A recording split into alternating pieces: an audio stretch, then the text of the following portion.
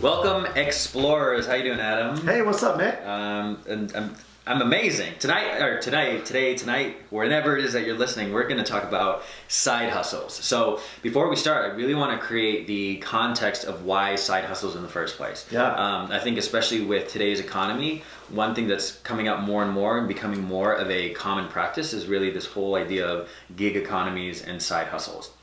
Now, the reason why we included side hustles in this episode or in this podcast is because when we're looking at pursuing not just mastery, sometimes you might need money to actually pursue that mastery. No doubt. And so, especially if you are a W-2 employee or even an entrepreneur looking to tap into different aspects of a business and want to at least try it, the side hustles really is an opportunity to not only learn something, you can even be of service to people, but also generate income. So I think one of the most important things, and Adam, you have a story to this, to really consider as you're getting into a side hustle is thinking about the future of your side hustle. So we talked about in previous episodes, really what is your destination or your point B, and that concept still applies in the side hustle. Is really knowing, is this side hustle going to be something that turns into a business, which then, you might want to be responsible for putting in the structures and tax implications and all of that. Or is this something that you're going to just be doing, on a monthly basis where you're not looking to generate that much money, but, could use the extra money for gas or paying off student loans or attending a concert or a festival that you really want to attend. Really knowing why you are doing a side hustle is really important. Yeah, and I would echo that there's probably other reasons to do it other than, hey, I need money for a concert or I want to go on a spring break trip, right? Mm-hmm. Some of it maybe you're testing out a business plan or a hypothesis of a way to make money. So there's lots of different ways and reasons to do side hustles. Obviously, the main reason is to make money. Mm-hmm. And what Nick was alluding to was the future of your side hustle and how it's set up. So if you are just making money to pay for a college or for a concert, as an example, then you could start a reseller business or drive for Uber or what have you, and just have that money go right into a personal account. But if you're planning on making something bigger than what this side hustle currently is, you might consider opening up a separate business account and running all the income through that separate business account as a sole proprietor or as you grow as an LLC. So consider the future of your side hustle and how much structure you put on the business at the front end of it. Yeah. So you mentioned Uber. I think you said even lawn mowing in a previous episode. I did, yes. Right. There's a lot of different resources online, and we can put them in the notes. But one of the I've got two examples that are really, really shocking in terms of how people are making money through side hustles. The first one is what's called a snuggle buddy. So there's professional snugglers. So there's actually people who are requesting money for the service of being able to snuggle and cuddle with you. I could be one of those, Nick. I strongly agree. Yeah. I strongly agree you could. And the other one is a professional walker. So you'll actually have people who will pay money to have someone walk with them, whether that's just keeping them in good conversation, all the way to if it's getting dark at night and you want someone there so you're not alone. There are people who are actually earning an income through the side hustles of walking and snuggling. And I bet some of them will even have you put them on a leash. Yeah, well, I don't know about that, but maybe I wouldn't be surprised. I guarantee you they're out there. I guarantee. One of the greatest side hustle stories I heard recently was from a college student at a school in Southern Illinois. And she came up to me after hearing a presentation that I was delivering about how do you play great offense and great defense, great offense being making more money, defense spending less money. And she came up and said, hey, I've been playing great offense lately.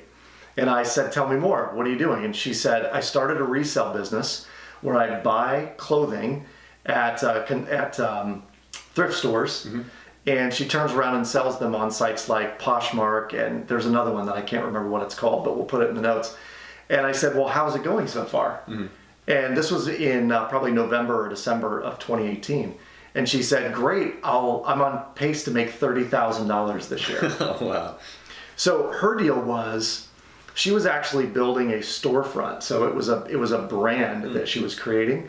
And so her storefront on Poshmark had this clever name.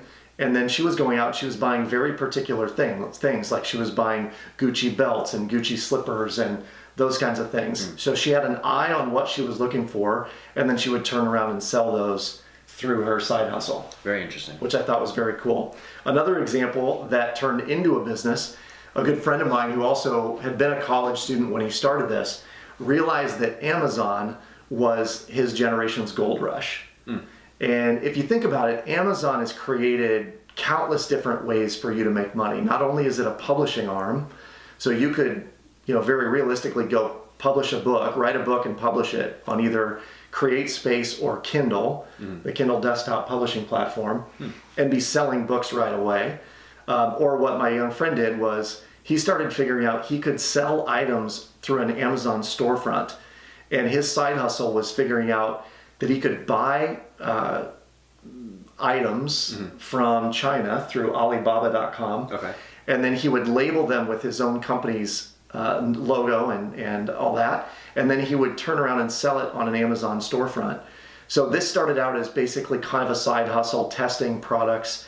And last year, he did nearly $1.8 million in sales on Amazon. Wow. So it's easy to turn some of these side hustles into something else.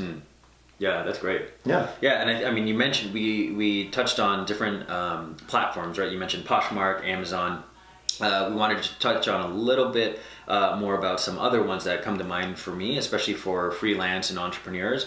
There's websites like TaskRabbit. There's Fiverr, Upwork, Guru.com. I have a client who's a photographer and videographer in Los Angeles, and one of the actions that I had him take on was writing a list of all of his clients and then how much money he had generated in the last year. And one of the things that was really interesting was that he said what ranked number 5 out of his 15 clients was Fiverr. Interesting. And so he got a lot of work from this platform, Fiverr. And so the coaching and the conversation there was, how can you boost your presence on Fiverr? So as you're looking into side hustles, if you're looking to get in one, if you already have one, really looking at which platforms are supporting your side hustle and how can you make the most impact out of that. Yeah, very cool. What is the most interesting side hustle you've ever had? I've ever had? Yeah. Oh, geez. The most interesting side hustle I have ever had? You think about it, I'll tell you mine. Yeah, please. So when I was in college, I was one of the few students on my dorm floor that could touch type. I didn't have to look at the keys to type a paper, right? And I typed probably somewhere between 60 and 70 words a minute at that time. And so people would come to me last minute. They had a paper due the next day and they had to have it typed and turned in, but they had it all written out by hand. And I would charge them $20 to $30, depending on the length of the paper, to actually touch type the paper. And I made really, really solid money all through college doing this. That is awesome. How about yours? Well, in college, my story isn't that cool, but the side hustle was being a tutor. So I was, naturally gifted at math, and I was in a class where there were a lot of people who didn't understand the concepts. And so I would say about 3 to 4 sessions a week I would tutor, and I would get money. And the good thing about this side hustle was that it wasn't taxed, because it would actually go straight towards my student loans. Oh, interesting. So it was a deal that I had with the college that I attended. Very, very cool.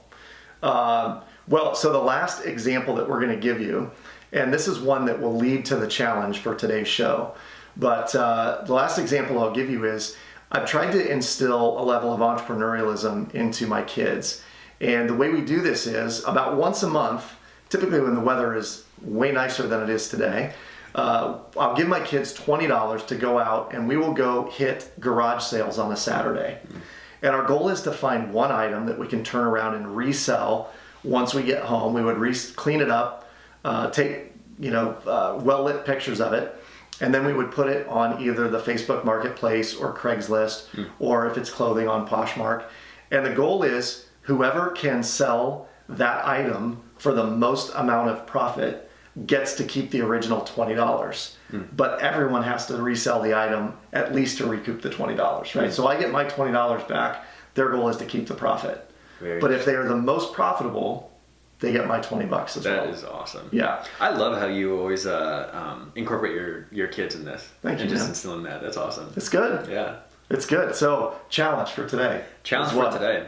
Yeah, so for the challenge, it's really going to span over the next 7 days. So there is a time urgency to this. So the challenge in the next 7 days is to make at least $250 in income through a side hustle. Now, to sweeten the deal, what we're going to do is that if you generate at least $250, we're going to qualify you into not only a book package of Adam's 3 amazing books that I'll have him speak a little bit to, but you'll also receive a complimentary coaching session with yours truly. So I'm excited to see how much money gets generated, and also the impact of no doubt of not just on self-confidence, but also just who knows, this challenge, people taking on this challenge or explorers, can actually lead to a business. Absolutely. Yeah. Absolutely. And one of the easiest ways to do it would be to go on the masteryofmoney.com site, find this particular podcast episode, which is episode